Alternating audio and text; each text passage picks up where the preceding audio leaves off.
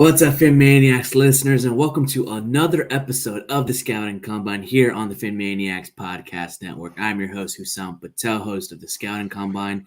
I'm joined by Thor Nystrom of NBC Sports Edge. Thor, how you doing today, my guy? I'm doing very good. Thanks for having me, Hussam. Of course, I'm happy you're here. Finally, we I don't want to sound too rah-rah, but we finally have a degenerate better on the podcast here. Yes, I certainly qualify for that designation. Absolutely. Well, we'll go into some of the betting lines a little bit later, but it's the last Saturday with college football, man. How are you feeling? Well, it on the one hand it sucks because you don't have college football to watch, but on the other hand, I was telling you this before the show. I didn't wake up this morning until 11:30 Central. And usually on Saturdays I'm up at sunrise, getting ready for the day. Even if I wanted to sleep in, I couldn't. I can't because I'm just so jacked up. But of course, with work too. But today, with there not being any, I just slept and slept and slept, and it was glorious. So it was glorious, and we're gonna be talking about the most, I guess you can say, the most glorious game of college football. It's the CFP National Championship. And well, Thor's, thank you so much for going on, but. Look, we have to talk about Nick Saban and the Crimson Tide. I mean, Alabama, they're appearing in their sixth national championship in 8 college football playoffs and their 9th over the past 13 years. This decade plus of dominance is attributed to Nick Saban, who's making a strong argument for the title, the GOAT of college football coaching. And, if you've been following college football for some years, you'll know this Alabama team isn't the typical of Saban-led Tide teams. It's often considered that this team is one of the weaker, which is even more impressive that they're ranked number 1 and positioned to win another title. Yeah, I mean, with this team, you have arguably their 2 best players, and actually, it's not even arguable. Their best player on each side of the ball, Bryce Young and Will Anderson, they are not draft eligible. I think the scary thing about this Alabama team is it undoubtedly will be better next year, but without question, their 2 biggest weaknesses this season, and this is to your point, because some of those 6 title teams that you were mentioning, they didn't have any weaknesses, like literally none. But this one has 2 pronounced ones. Rushing offense. You wouldn't think that if you just watched the Cincinnati game, but prior to that, Brian Robinson had struggled to run the ball, and it wasn't necessarily his fault. The right side of Alabama's offensive line, or really the 4 guys to the right of Evan Neal, have struggled this year. And then the other thing was pass defense. They've been way down in pass defense. And by the way, you don't need to take my word for it. In the lead up to this game, in the lead up to the playoffs, Nick Saban went out and signed the best running back in the transfer portal, Jahmyr Gibbs, which is one of the reasons why they're going to be better next year. And then he went out and signed the best cornerback in the transfer portal, in Eli Riggs. So you're going to add those guys to Bryce Young and Will Anderson and all these young kids. But this was supposed to – Alabama never rebuilds, right? It's like the reloads, not rebuilds. So it wasn't like they were like, going to be a bad team this year. But this was supposed to be sort of the – reset year where some of those younger, more inexperienced guys were going to get the time. And then, of course, they've struggled with injuries too. So I agree with you. I think this is one of Saban's better coaching jobs. And man, Georgia better win this year, because Alabama is going to be the heavy front runner to win next year. And look, there's absolutely no question which team in the nation fielded the best defense in all of college football. Not only was Georgia's defense nationally dominant, but I mean, they posted historic numbers there. It's like 0.35, 0.36 points per drive allowed in the regular season, and I think that's like the best mark since 2008. Correct me if I'm wrong. I'm not the best college football historian. Yeah, I mean, that certainly sounds right to me. In advance of the game against Alabama, I mean, no one scored on them. No one scored on Georgia. And so, when you're breaking this game down, or you're thinking about this game, it becomes was the SEC title game, Georgia against Alabama. Alabama scoring all those points. They had they had double the yardage total, put up more than double the yardage total on Georgia that any other team had this season. Was that an aberration because Georgia didn't need to win that game? Because Georgia was going to be in the college football playoff either way, whether they won that game or not.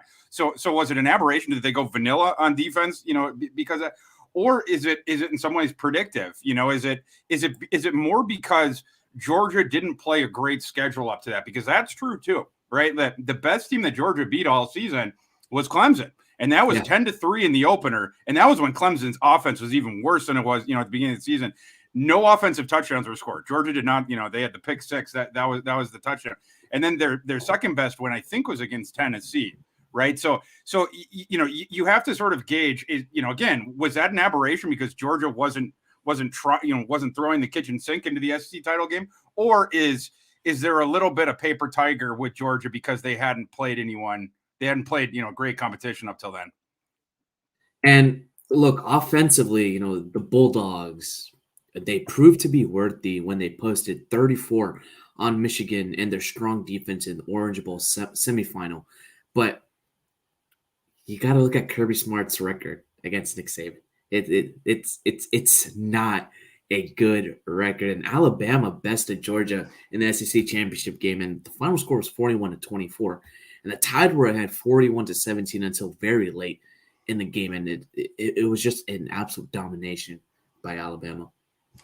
Yeah, I think one positive mark for Georgia when you're sort of thinking about the two questions that I just posed is what you mentioned, that they bounced back the next week or 2 weeks later against Michigan and just dominated them. And on both sides of the ball. The surprising thing was Alabama's front had played really well against Georgia in the SEC title game. You don't see Georgia's running game held to whatever it was, 3.3 yards per carry, 3.4 yards per carry, something like that. You don't see that. Alabama's front dominated in that game against what is a very good Georgia offensive line. But then the next game, you go and you play Aiden Hutchinson, you play a Jigbo, you play a fabulous front seven. I mean, one of the only front sevens that you could comp to Alabama's in the country, and Georgia dominated them. I mean, like Hutchinson had some real problems in that game. So did a Jigbo. And then on the other side of the ball, Georgia just absolutely shut down this extremely powerful Michigan running game. And you can't snuff your nose at that because the 2 weeks before that, when Michigan was playing Iowa in the Big Ten title game. Now, Iowa stinks at a lot of metrics of the game, but their run defense is fabulous. They had a top 5 run defense in all the country this year. So the fact that, that Michigan could run the ball like they did against Iowa and just, dominate them in what Iowa was best at. And then the next week or, a couple weeks later, now they can't run the ball on Georgia. I thought both those things, positive data points for Georgia. So let's really get into the factors that will decide this game. And I believe one of the first things that Georgia has to do is slow down Bryce Young. I'm thinking like you're expecting a lot of short tempo and timed routes from Alabama. Then they'll go off the play action and try to take a downfield shot. And look, this is an experienced offensive coaching staff, and it's anchored by former Houston Texans coach and somewhat of a general manager, Bill O'Brien. The players, you've got Bryce Young, Heisman winner. And look, Bryce Young has been really, really good up against a really, really bad offensive line. So how can Georgia really get to Bryce Young? Yeah, and I agree with that. I think this is the, you said it's an important factor. I would say this is the factor of the game. And Georgia has talked about this a lot in the lead up to the game, which is the reason that they imploded Georgia's defense against Alabama last time. It wasn't because of the rush defense. We talked about how Robinson had run for over 200 yards against Cincinnati. Robinson only rushed for like 50 yards against Georgia. So they, in the SEC title game. So Georgia did shut down more or less the Alabama running game outside of a few Bryce Young scrambles, which is surprising because we don't see that as much in other games. But just the conventional running game, they did that. But the passing game, that's where it got away from Georgia. And Georgia's talked about, in that game, we were close to sacking Bryce Young several times, but we didn't get him on the ground. And so we need to up the pressure. Well, that's absolutely true. If you look at the PFF advanced stats, Bryce Young is number 1 in the nation in throwing from clean pockets. He drops to 22 against pressure. He doesn't have John Mechie in this game. Also, the offensive line, you mentioned that they've struggled this year. They particularly struggled in pass pro. Again, they have an all-world left tackle in Evan Neal. So I think people just think they have a good offensive line. but the 4 guys to the right of Evan Neal are not studs. Chris Owens is a no-go, man. Chris Owens stinks. And Chris Owens he's injured right now. He's been the worst of them, but he's injured right now. Even if, you wonder how good his backup is. If Chris Owens had I have it somewhere in here, his PFF grade this year was really, really poor, and his pressure rate and everything like that. But anyway, you're going to have to bring in potentially a backup for him because Chris Owens was injured. Emil, the right guard, he's injured too. Okior. And then the center, Darian Dalcourt, he's been out the past couple games. I don't know if that's by Alabama's volition. They have said he has an undisclosed injury. I'm not really sure what's going on there. But you have these 3 guys, that are compromised. Those guys are all questionable on this line that struggled anyway. Georgia needs to get pressure on Bryce Young. Bryce Young threw, for 450 yards or whatever it was and 3 touchdowns with no interceptions in the SEC title game. And Georgia's supposition is the reason that he did so good there was because we weren't getting more heat on him. That is absolutely true. They are totally correct on that. So what's interesting about this is you mentioned, how good Georgia's defense is and their, all-world defense going back. They arguably have the best, college football defense of the last 10 or 15 years, arguably. We'll find out after this game if, the jury's going to come in on that. But the way that they play defense is they have decent pressure rate and stuff like that, but they don't blitz.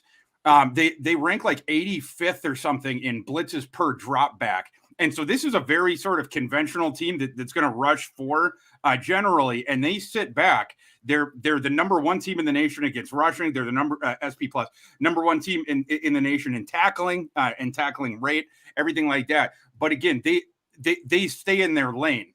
They don't. It's not a super duper great. It's sort of like, Iowa with Kirk Ferentz. They play a 4-3, but it's sort of the same thing where it's just, they stay in their lane. They tackle.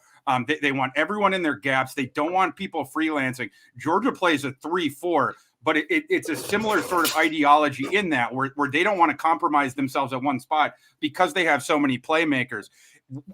Where I would look for a strategy adjustment in this game is I believe they have to blitz more against Bryce Young here. Again, Georgia's the team that's talked about this. We need to get more pressure on Young. We need to get more pressure on Young. And yet Georgia blitzes some of the fewest of any Power 5 team in the nation up till this point.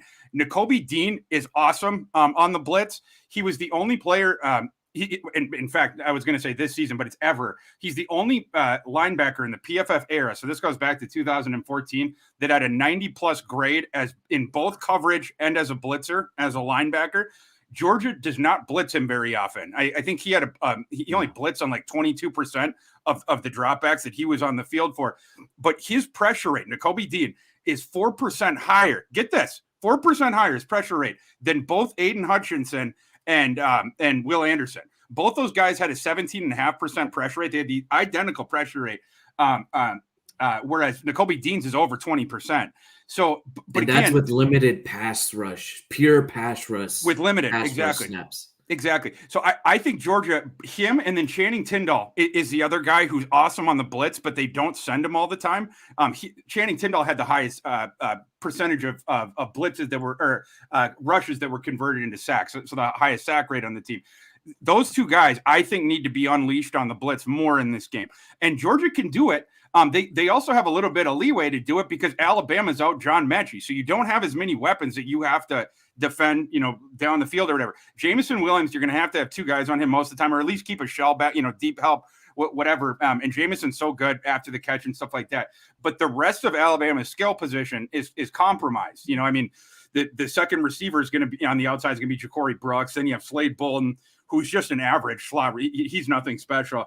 And then the 2 tight ends, I don't think that they're much special either. So you're really just trying to hold down the one guy. I think Dan Lanning has to bring more heat in this game. Wow. Wow. That if Georgia can do what you just said, then they really have a chance up against, the betting god, Nick Saban. You don't bet against Nick Saban. But on the offensive, I'll just say one other thing, which is, I had mentioned before the discrepancy in motivation heading into the SEC title game. And some people will say oh, what does that matter? You're just sort of making that. I'll tell you 2 specific spots, at least. I can point to in that game that would have been different had it been a do or die situation for Georgia, like it was for Alabama. Number 1, when Georgia was down there in the second half and coming out of halftime, if that had been this game coming up on Monday, which is going to become the do or die game for Georgia, guarantee you would have seen JT Daniels at quarterback, because Georgia, throwing from behind or whatever. On Monday, if Georgia's down by double digits in the second half, you're going to see JT Daniels come into this game as the thrower. Of course, if they're ahead, JT Daniels going to stay nailed to the bench or whatever. But JT Daniels is the better thrower, even though he's more of the wild card. And then the other thing is that vanilla style on defense. And that one really sort of tipped me off about this, where they weren't doing these things. And it makes so much sense as a strategy. If Georgia's supposed heading into that game, we might be facing Bama again. Why are we going to deviate outside of these things and show them our exotic looks and stuff like this? I don't think that they would. And I think that's a part of the reason why you didn't see more blitzes on Bryce Young. That emphasis that they're talking about, I think what they are sort of hinting at and alluding to is a literal change of strategy. And so that's why I think the discrepancy of motivation from the previous one matters here. Why it could be a different game on Monday. It's basically 4D chess playing in real time. That's literally all it is. Now, the big question is, as you said, if it was like it was coming up on Monday, JT Daniels would have been there. The biggest question is for Georgia and this offense, can Stetson Bennett play consistently well? Now, look, he threw a pair of costly interceptions, one of which came on an aggressive downfield shot when Georgia was already behind. And it looked like the moment was just too big for him, even though he threw for 340 yards and 3 touchdowns when asked to throw almost 50 passes. But he had one of his best games in a Bulldogs uniform against the Wolverines defense. He threw for 313 yards, 3 touchdowns, and it was against the Wolverines passing defense that allows less than 200 yards prior to the Orange Bowl. Yeah, the thing. So I'm going to say a couple things. Stetson Bennett, he surprised me this year. I didn't think he was much. I didn't think he was much of anything. So we've seen him a little bit last year and stuff like that. And so I thought JT Dan, they were going to put him in at some point. Stetson Bennett has played way, way better than I thought he would. And Georgia's passing offense is one of the most efficient in the nation. The explosion thing is the thing where it's not there, where but it doesn't need to be as long as the other things are there. If the running game is going well, it's going to open up the one-on-one shots for him, and he's fine with that. He's great at buying time, by the way. He's one of the better scramblers just in terms of buying the time and then knowing when to tuck it and run. He doesn't tuck and run a bunch. I think we might see it a little bit more on Monday, but he's a very good scrambler. He takes care of the ball, both, when he's running with it and stuff like that, doesn't fumble a lot. But also, as far as the throwing thing. But the one thing that you don't want, he is a confirmed game manager, right? Like Stetson Bennett is not a future NFL quarterback. I think he's sort of on the phylum of like Ian Book and Trace McSorley, and maybe I put Stetson Bennett just a bit below them. And so I don't think I don't think he's going to go to the NFL or whatever. But again, if the game script is going correct for you, he's a fine quarterback to have because he's not going to, he's going to make the correct decision, going to take care of the ball. You just don't want him with the hero ball stuff. And that goes back to my thing of if they're down by double digits in the second half, that's why I'm pretty convinced that you'd see JT Daniels at that point, because that's more, you want more of that YOLO guy, which Daniels is. He's a better downfield thrower. The one other thing I'll say, just thinking about Stetson Bennett. Stetson Bennett did not have George Pickens for most of this season. He was, by far Georgia's number one receiver. And Georgia had signed, George Pickens, he tore his ACL in the spring. So Georgia had signed Eric Gilbert from LSU. And right after they signed him, they listed him as a wide receiver and not a tight end. And Eric Gilbert had been one of the better. He had been the best freshman tight end in the country the previous year. Well, the reason that they did that was they were going to ask Eric Gilbert to lose a little bit of weight and then become the George Pickens on the outside because they wanted another downfield guy. Now, Eric Gilbert didn't end up. I hear that he's still in Athens, but he didn't end up playing at all this season. But what that did now they have Brock Bowers, who's doing really well. Exactly. So Brock Bowers emerged, but he was the only downfield guy. But luckily for Georgia, he did. Brock Bowers led the nation in tight ends with ADOT, average depth of target. He's awesome down the seam. He's awesome downfield. You have the one guy, right? So they did have the one guy emerge. I think the key on Monday, can Pickens be a viable downfield threat? Because if Pickens can become a viable downfield threat, now Alabama can't they can't just take away the deep part of the field with one guy up there, with one guy helping on Bowers. If Bowers is going to go down, you can't do that if there's going to be guys going on each side that are both viable jump ball guys. And George Pickens was one of the best, and he probably was the best downfield, jump ball guy in the nation, at the end of last season. I mean, him and JT Daniels were just awesome. So, Pickens has sort of slowly worked his way back. And against Michigan, we didn't get to see him as much as the receiver because, Georgia jumped out to such a big lead. He had 2 catches in the previous game against Alabama, including like a 35, 36-yarder. If George Pickens is closer to 100% in this game, he's really going to be able to take advantage because Josh Jobe is out for Alabama. Their cornerback 1 obviously is hurt. And then their cornerback 2, Jalen Armour Davis, is badly compromised. I don't know if he's going to play or not. It's really not a good secondary for Alabama at all this year. He only had 15 snaps against Cincinnati, so it's going to be a lot of freshmen back there for Alabama. So we'll see. It's going to be a learning experience for them. And look, man, the thing about rematches is that it is incredibly difficult to beat good teams once. And it's much harder to do twice. While Alabama knows what it has to do to beat Georgia because, they just did it last month. Now the Dogs know how the Tide plan to attack and can counter or at least work on the problems exposed on the first matchup. But you said it was maybe more so smart and everybody trying to hide their card. So over, with our partners over at BetUS, I'm looking at the over-under right now. It's about 52. And the spread has Georgia winning by 2.5 points. So what is the Thor ATS saying? So my line on this game was like Georgia minus 5.5. And because it's more about the body of work than it is that SEC title game, right? Like, and even then, I talked about the discrepancies of the motivation in that game. But for me in this game, I'm going to be taking Georgia minus 2.5 and then the under of, 52.5. I think if you like Alabama in this game, you're going to like the over, right? Because if you like Alabama, it's because you're assuming that they're going to be able to throw the ball almost as well as they did in the SEC title game. Because you can't assume that Robinson is going to run well. Nobody runs well against Georgia. So it has to be the passing game. Whereas if you like Georgia, it's because you think that, they're going to be able to get after Bryce Young more. Alabama's passing offense is not going to be as good without Mechie, without the right side of their offense. Because Mechie, by the way, played most of the first half against Georgia the first time in the SEC title game. He got injured right before halftime. He had like 6 catches for 97 yards and a touchdown in less than 2 quarters against them. So, that's an enormous loss for this game. He's more of like their possession type of guy anyway, compared to Jameson Williams, who's a play yak guy.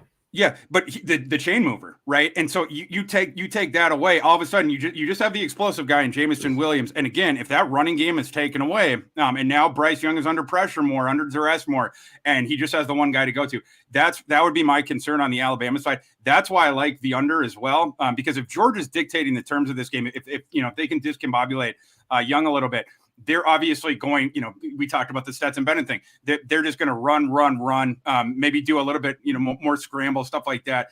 But they're not going to put the ball in harm's way too often. They will take their deep shots, off a play action or whatever. And that's when it's going to become important whether, Pickens is. So who are you really leaning towards? Are you more so towards Georgia winning this game, and by how much? Georgia for sure. Yeah. I guess I go, Georgia by a touchdown, staying under the total. I don't know. We'll say, I guess I'll say 24-20. How about that? 24-20. Look, I expect Georgia, they'll look for ways to get more pressure on Bryce Young. The first meeting was the only time all season they didn't record a sack. They mixed up coverages, brought blitzes. And I do think, as you said, the Bulldogs will show a bit more vanilla zone coverage in hopes of keeping Jameson Williams in front of them and trying to limit those big plays. They could invite, Alabama to run more of the RPO passing game stuff and take away the passing option, forcing them to run the ball right into the strengths of the defense. And if I'm a betting man, I'm going with Georgia. And I'm thinking Georgia 27, Alabama 21. There you go. That is it. Well, Thor, thank you so much for coming on in. Where can our listeners find you at? Hey, thanks, man. Thanks for having me on. You can find me on Twitter at ThorKU, THORKU, or at NBC Sports Edge on the college football and NFL draft section. Come and check us out. Of course. Well, Thor, thank you so much for coming on, Fin Maniacs listeners. We're just getting started here at the Scouting Combine. We're going to be talking about the Shrine Bowl, the HBCU Showcase, Senior Bowl, Draft Talk all season long. I know Thor loves to talk about the draft too. So we'll may bring him on for a show or two. So other than that, let's hope these Miami Dolphins beat the New England Patriots in what's been a disappointing season so far for them. So as always, guys, fins up, everybody.